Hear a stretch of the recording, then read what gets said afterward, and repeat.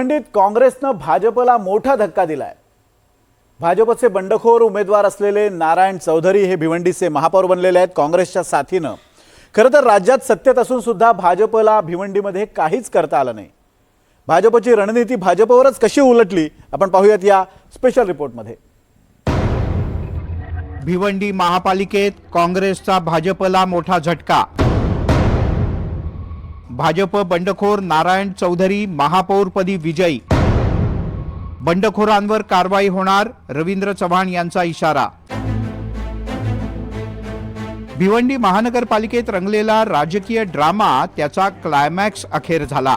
या क्लायमॅक्समध्ये भाजपला मोठा झटका बसलाय।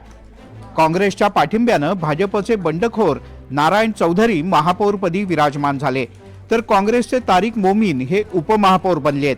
यामुळे भाजपला आपलीच खेळी महागात पडली अशी चर्चा भिवंडीत रंगली आहे। सर्वप्रथम मी माझ्या भिवंडीच्या सर्व जनतेचा धन्यवाद देतो की मला एवढा मोठा पद तुम्ही दिला, त्याचा मी स्वीकार केला। आज मी खूप खूप धन्यवाद करतो। तुमचे आभार मानू दे ना, वादग्रस्त विषय नाहीच आहे तो। डेव्हलपमेंटवर बोला। मी या शहराचा महापौर झालेलो आहे। आता मिरची मसाला नकोय, डेव्हलपमेंटच्या विषयी विश्वास होता का पडणार म्हणून एवढी देव तारी त्याला कोण मारी। बस ये भिवंडी सेक्युलर फ्रंट का शुक्रिया अदा करता हूँ जिन्होंने मुझ पर भरोसा किया और भिवंडीकर के लिए जो भी हो सकता है डेवलपमेंट के लिए वो आने वाले वक्त में हम पूरी कोशिश करेंगे। 18 फेब्रुवारीला भाजपनं नारायण चौधरी यांना डावलून ऐन वेळेला स्नेहा पाटील यांना महापौर पदाची अधिकृत उमेदवारी जाहीर केली होती।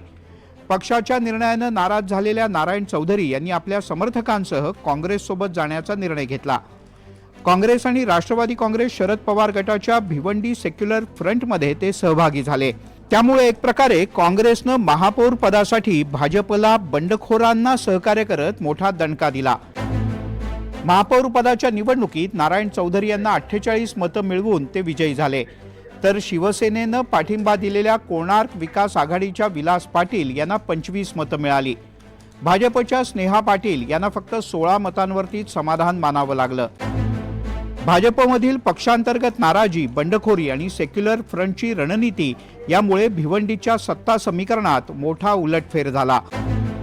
महापौरपदी विजयी झालेल्या नारायण चौधरी यांना काँग्रेसची 30, राष्ट्रवादी शरद पवार गटाची 12 आणि भाजपची 6 मतं मिळाली, तर कोणार्क विकास आघाडीच्या नेतृत्वाखालील विलास पाटील यांना आघाडीची 4, शिवसेनेची 12, समाजवादी पार्टीची 6 आणि भिवंडी विकास आघाडीची 3 मतं पडली, तर भाजपच्या स्नेहा पाटील यांना फक्त 16 मतांवर समाधान मानावं लागलं, तर एक अपक्ष नगरसेवक गैरहजर राहिला। आमांचे नेतृत्वामध्ये भिवंडी शहरामध्ये भिवंडी सेक्युलर फ्रंटचा महापौर आणि उपमहापौर झालाय, त्याचा आम्हाला अभिमान आहे। आणि या नेतृत्वाखाली आता पुढे संपूर्ण भिवंडीमध्ये सेक्युलरिझमच चालेल। भिवंडीच्या महापौरपदी नारायण चौधरी, उपमहापौरपदी तारिक मोमीन या दोघांची नियुक्ती झालेली आहे। दोघांचे मनापासून खूप अभिनंदन करतोय आणि आम्हाला अपेक्षित भिवंडी सेक्युलर फ्रंट हा जो आम्हाला महापौर उपमहापौर करायचा होता तो महापौर आणि उपमहापौर झाला। सगळ्या भिवंडीकरांचे अभिनंदन करतोय। खास करून आमचे रईसभाई आहेत, मगाशी बोललो, रईसभाईंचं खास अभिनंदन।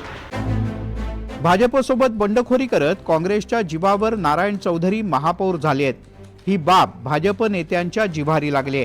त्यामुळे बंडखोरांवर कारवाई होणार असा इशारा भाजप प्रदेशाध्यक्ष रवींद्र चव्हाण यांनी दिलाय। सकाळपर्यंत ते असं म्हणाले होते की हो आम्ही तसं करणार नाही, परंतु त्यांनी बंडखोरी केलेली आहे हे आता निकालाच्या अंती लक्षात येत आहे। त्यामुळे ज्यांनी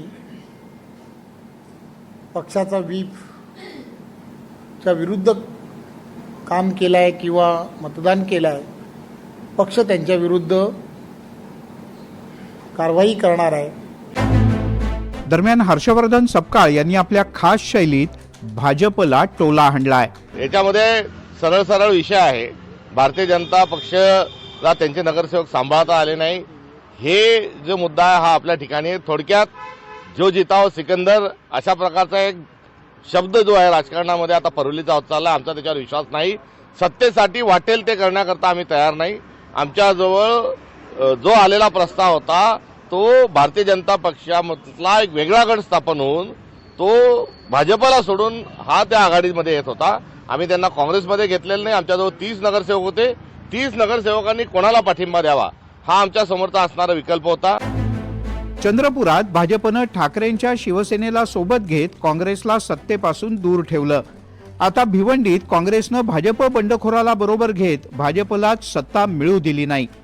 त्यामुळे ठरवून नसलं तरी चंद्रपुरातलं उट्टं काँग्रेसनं भिवंडीत काढलं अशी चर्चा राजकीय वर्तुळात आहे. रिझवान शेख, NDTV मराठी, भिवंडी.